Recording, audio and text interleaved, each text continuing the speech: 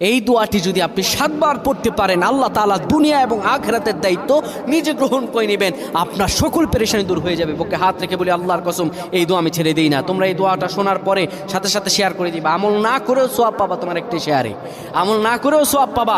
আল্লাহ তাআলার সওয়াব দান করবেন, রিজিকে বরকত দান করবেন, মনের আশাগুলো পূরণ করবেন।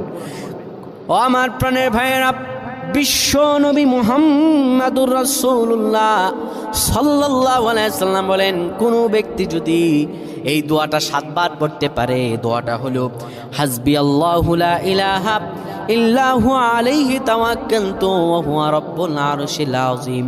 কোনো ব্যক্তি যদি এই দোয়াটা পড়তে পারে খালেস অন্তরে সকালে 7 বার আর মাগরিবের পরে 7 বার পড়তে পারে, আমার আল্লাহ রাব্বুল আলামিন বড় বিপদ থেকে তারে বাঁচিয়ে দিবেন। তার দুনিয়া এবং আখিরাতের দায়িত্বগুলো আমার রব্বুল আলামিন নিজে গ্রহণ করে নেবেন। আল্লাহুম্মা আমিন।